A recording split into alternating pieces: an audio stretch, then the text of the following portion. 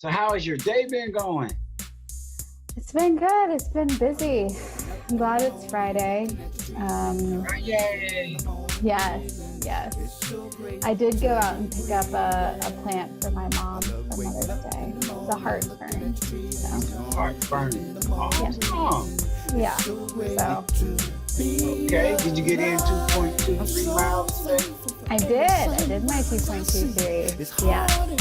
I Absolutely. 2.23. Actually ran twice today Yeah.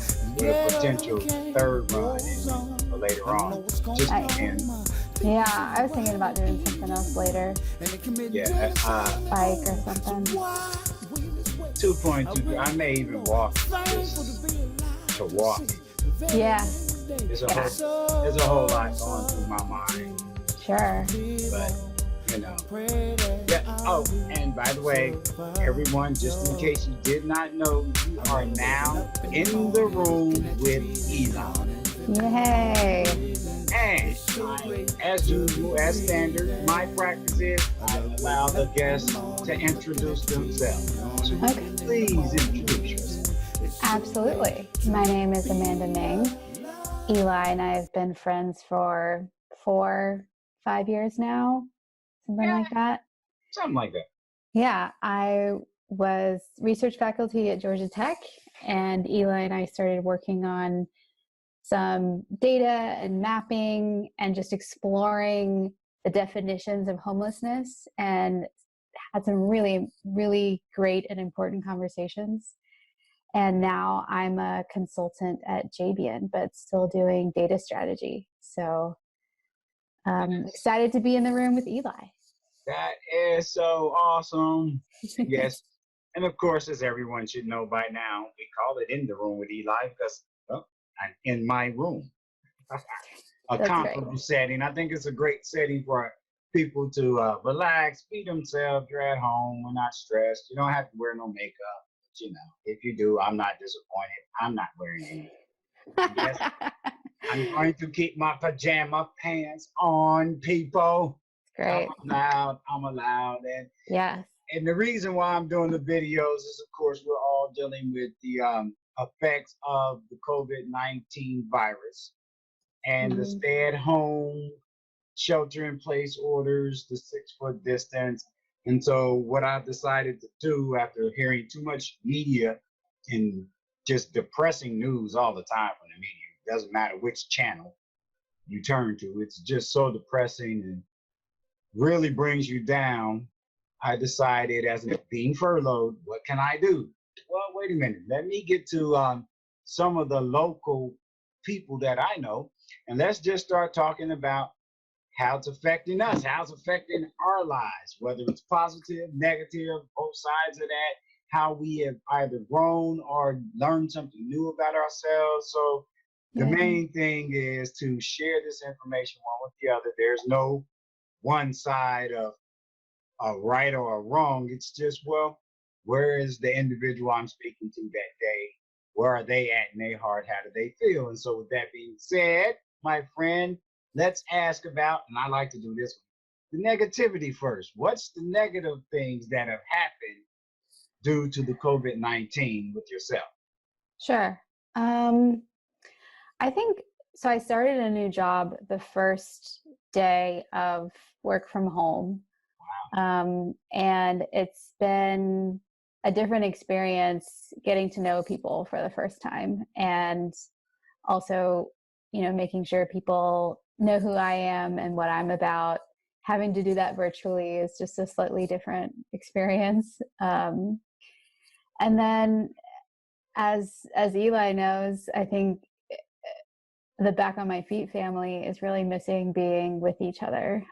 We run together, but we also start and end our time together with hugs, and that doesn't work in the 6 feet rule. And then the other thing is not being able to see my grandmother. Part of why I stay in Atlanta is because my grandmother is here, and she's older. She's doing very well health-wise, but I can drop things off to her and I can see her on the other side of the gate, but And so I'm like hollering to her, "Hey Nana, I love you. Hope to see you again soon." And it's just I'm Jeez. right, right. So, and the one thing I'll add on to that is that I think that it's disorienting, particularly for her, not having some of the routines and not having that social life. It's just, and it like seems to compound some of the stuff that is coming on memory wise for her because she's older, is getting like mashed up with this very disorienting COVID experience that we're all having. And it, I guess I have this concern that maybe it's accelerating some of that kind of memory, cognitive decline. Now So, that's something we both have in common. My mom yeah. stays in a nursing home back in Cincinnati, Ohio. However, it's a quality, top-notch place, just like your Yeah. nana. Right. And we can't see her. The only way to see her is actually you have to go around the back of the facility, under the bridge, through the bushes, past the guard dog, and then they Right. bring her to the window, and you have to look up Swim the moat. 7 stories, like, hey, and you wave at her, and it's like, Yeah. ah. Wow. So No. even for me, identifying with you, the best way to do it with my family, we've found, other than calling, Mm. is a Zoom. Yeah. You take advantage of the medias that are in the platforms that allow you to communicate. So FaceTime, Yeah. Right. And my Right. mom, though, who has a touch of dementia and Alzheimer's, you can't give her a phone or something and just expect her to just hop on and Exactly. know what she's doing. Someone has to be there with her to Right. press the button. Right. And so I identify with, that Yeah. plays its role. And then they're isolated Yeah. because she's in a nursing home, and all of the individuals in there are in the at-risk group, period. Just Right. doesn't matter skin complexion, age, illness status, underlying conditions, the whole team. Yeah. So, it's a concern. Then again, like I said, watching the news begins to be depressing because you're looking at all of these nursing homes where all of these individuals are just, getting sick from COVID-19 and dying. It's not they're just getting sick, they're getting sick and dying. So I can identify with that. That Right. does play a negative effect. And again, a lot of people are finding out about Back on My Feet. I don't bring it up much, but when it's brought up, yes, that's one of those, things that makes me part of who I am. And That's right. we hug all the You're an time. ambassador. Yeah. We hug all the time, and so it's a part of my personality, character. It's very difficult Yeah. to be around people, and then I really can't physically be in contact because I'm just a touchy person at this point with the hug, the greeting, the hug, the fist bump, and all of that. I mean, fist bump, cool, but I'm so used to the hug now. It's Yeah. like a fist bump is kind of like we're not really that cool. Right. Yeah. So like, I don't know you, but right. I think maybe you're okay. Right. You get the maybe, Yeah. But I'm a hugger. And so it does play a role. So how has it affected you? And it's you, like many of my people I've interviewed, are a runner, an outdoors person. How has that affected that part of your lifestyle? I don't think it has, except that I can't run with my Back on My Feet team that I run with every week. But I've still been running. Really, the main thing that affects my running is the heat in the summer. I can't run as long, and it's hard to get motivated to get up when it's 70 degrees and humidity 90%, and we're not there yet. But I'm just saying that's usually what affects my running. Right now, but you're catching a break right now. Yeah, I know. I'm loving it. I've run, I think, every day this week, and usually I run like 3 times during the week and mix it up with something else and then something long on the weekend. But this week, I'm like, man, I got to go get those cooler temps I It's, just, it's going to be cool for the rest of the week here in Atlanta. Matter of fact, they're not expecting it to pick up even to the 80s until next Thursday. right. I Because know. I keep an eye on the Weather Channel now. One Yes. of my favorite things to do is like, okay, I downloaded the app on my phone because I Mhm. like it better and I like its model better and I use it and it's amazing Yeah. here in Atlanta, folks. It's May and we've had like maybe 1 week where it was above 80 and then after that, someone turned the heat off and the air conditioner's been turned back on again. Right. Right. We're in the middle of Right. May and it's like 40 degrees at night. You're like, Beautiful. it's not February. March is over. Right. And so Right. we're going through some withdrawals with that here down south. Yeah. It's like Yeah. that's not normal. But of But course, it's my ideal temperature. I actually like 30s to 40s. and see, I'm a 60s. It has to Okay. be 60s, and I personally can go outside in tank top. Uh-huh. I'll Oh, run sure. in anything almost, Sure. but Yeah. 60s I can tank top and shorts. Yeah. 40s, 30s, I'm bundled up. Yeah. Matter of Yeah. fact, anything under 60, I'm pretty much in a hoodie Right. and some long sweats and I never run in those kind of layers. I just get so hot. I mean, okay, that's not true. If it's, in the teens, then I'll layer for sure and put something over my head. But the other thing is I wasn't using Strava before, but I downloaded Strava and I never take any, I didn't wear a watch, didn't wear anything running. And now I'll carry my phone so that I can track my run so that I can stay connected with my Back on My Feet family. I put my phone in a little plastic bag and I'll just like tuck it in my bra or somewhere. yeah. Or sometimes I just hold it because I don't have a watch. I don't want to think about that extra step. So I just take my phone with me and try and remember to keep it charged overnight so that I'm ready to go in the morning. But that's another thing. And so then you can see all this analysis of your runs. And I feel like, I don't know what you think, but I feel like in general, our Back on My Feet group has been a little more conscious of how fast they're running, their speed, which for me, I'm just like, run, like whatever your speed is, whatever you want to build up to. I kind of just like the experience of it, however slow or however fast. And it's just been something that I've picked up on, that I feel like people are more conscious of their speed. And I'm not saying that's good or bad, but I've actually had to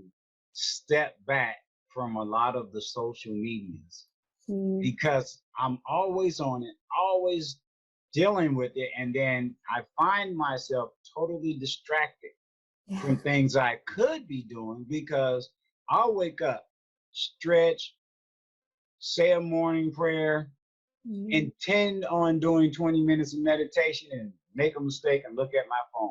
An hour later, I'm like, whoa, dude, this was not the way you're supposed to do, your morning. So even though I was on Strava at first, I was hot. I was burning up. I had to be on there, see the team, see everybody. And now, even with Facebook, I now have to step back, pause myself to wait a minute, put it down, do something different. And so I've had to stay active in many other ways. I've had to find totally different ways of occupying my time because I don't have the 8 hour, well, I call it the 10-hour dedicated workspace time.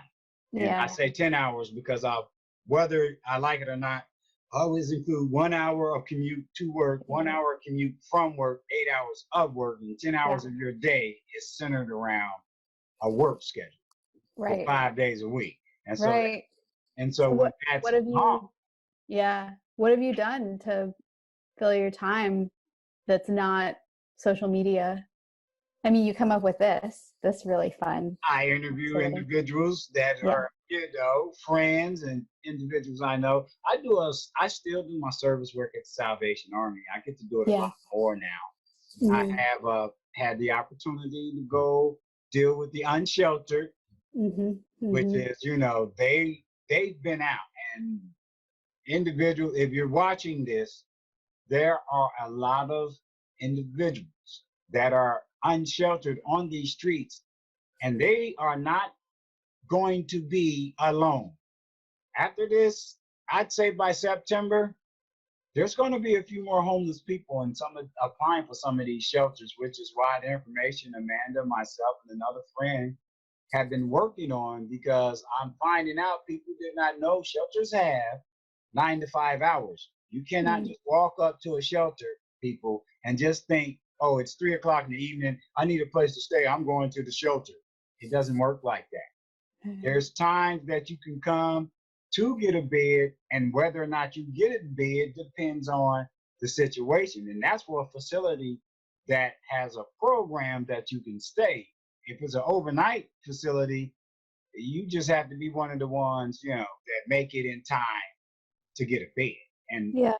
I feel like this pandemic and the situation with people's rent, and people are starting to lose their homes and possessions, that there'll be a few more people at these shelters that wasn't expecting to be there, and there'll be a few more that would have went to the shelter but can't get in and find themselves on the street. So that's a whole nother topic for another day that I think we need to brace ourselves for. Hmm.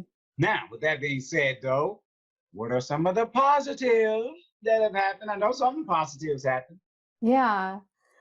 Well, I've spent a lot of time in my garden. I have, and I've really enjoyed watching, the blueberries grow, the tomatoes starting to grow. So it's like a different pace and a lot of gratitude. So slowing down to the pace of tomatoes growing, and also taking time to appreciate that is, and also being around something like a plant that's going on, life is normal.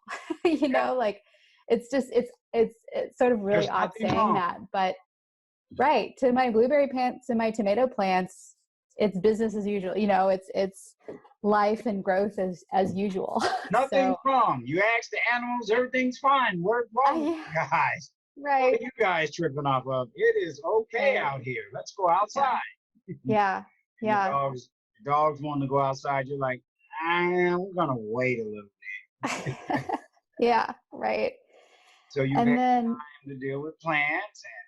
yeah, and I also, I mean, you touched on it at the beginning, but I don't want to not talk about the importance of what's happening in Brunswick, Georgia, Yeah. with Ahmaud Arbery, and it's happening in Brunswick, Georgia. It's happening everywhere. I shouldn't say it's just in Brunswick, obviously, but I'm I'm hopeful that people have more space to pay attention to and think about this example as the systemic racism that's going on, and be like outraged by it because they're at home and they have nothing else to do.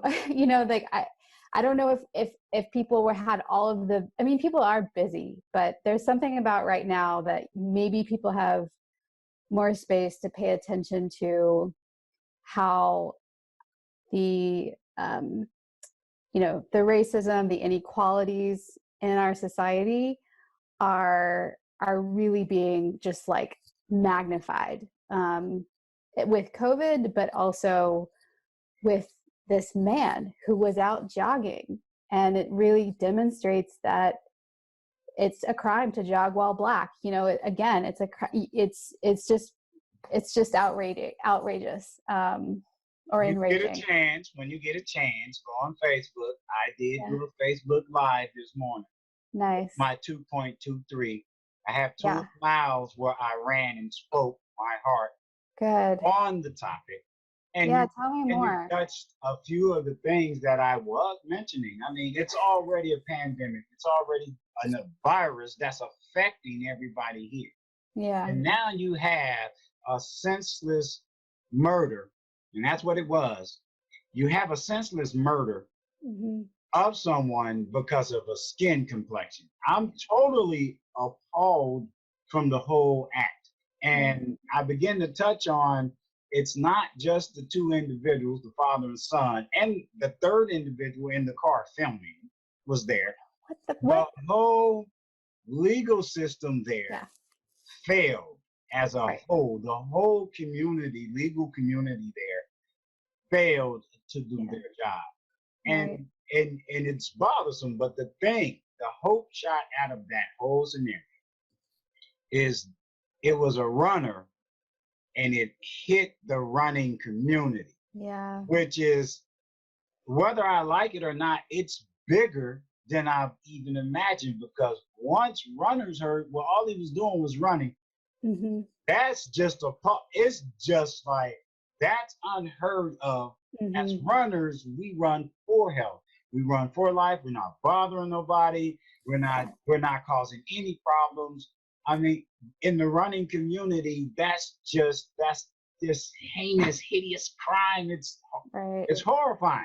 Yeah. Because all runners want to feel free to be able to run wherever they want in this country. That's just like a right. I'm a citizen. I live here. I belong here. I've done my part, and all I'm doing is going for a run. You need to tell me I can't run. And so on my live video that I did this morning, I did make sure that it wasn't just that it was white men attacking another black male, which is already, I mean, I'm black. I've been stopped just because I have, locks, period.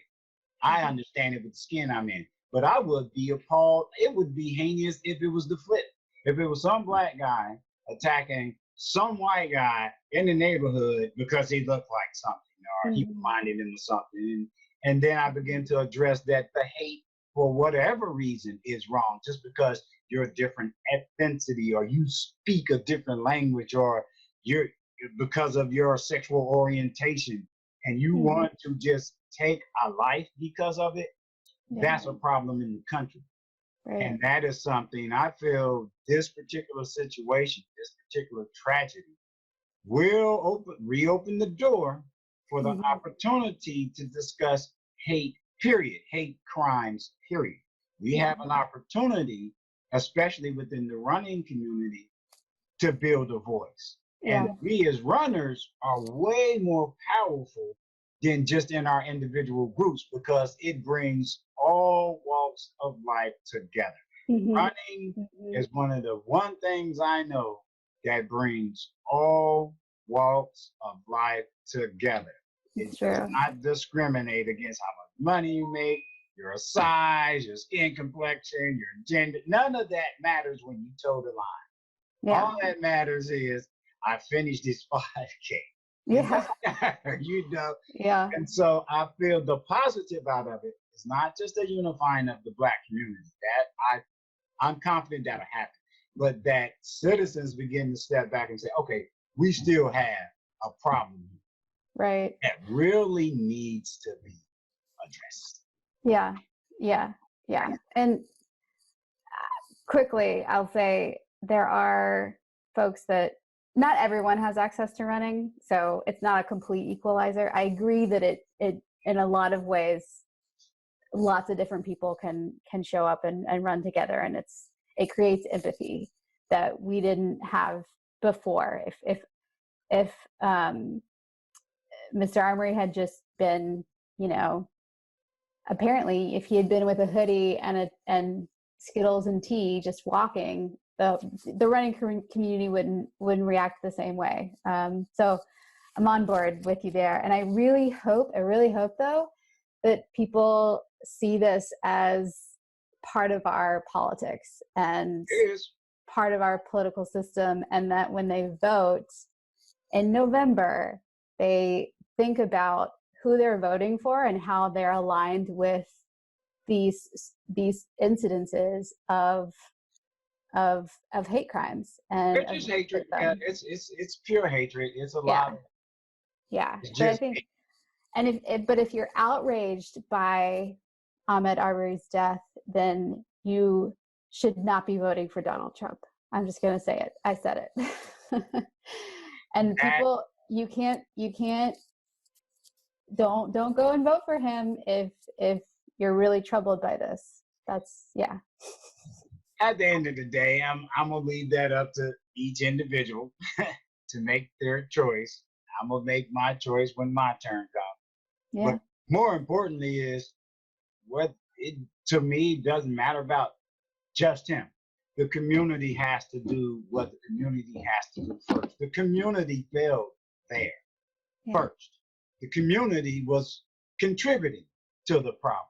Then the leadership also failed. Even with the COVID-19, at the end of the day, I can't expect no president to solve anything. I expect them to be a leader, to delegate responsibilities, because that's what their responsibility is. Now, if they are failing, do we sink the ship because the captain is up there panicking, or do the sailors get together and say, "Man, this is what we got to do to Yeah. get the dry land"? And that's how I'm seeing us as citizens at some point, and it's happened in this country's history before. So that's Sure. nothing new. Because of tragic situations like this and the community sticking together, then was a political voice and movement even more powerful. From Right. civil rights didn't just jump up, it Yeah. happened because of so many situations like this, and that people begin to bond and communities came together Yeah. first. And once Right. they came together, the political world could not deny. They Yeah. were put in a situation they had to make a right decision based off of what the community, what the people were saying. And so I stick very closely to we have to first make sure that we do our part. Even with COVID-19 and how it's working, we may have to reinvent ourselves, find new ways to create work for ourselves. I mean, there's a whole lot that we're all going to have to learn, but we have to do this. We have to be the support system for the nurses and the doctors that are our sisters, cousins, husbands, wives, best friends, moms and dads. We're the ones that have to deal with the police officers that do come home after dealing with the public. So we, the public, I strongly feel we have a major role to play. And when we stick together as a voice, it doesn't matter who's in that office, they're going to have to listen. Yeah. They're going to have Right. to listen. Right. Because But elections matter. But elections matter. I'm not going to knock that.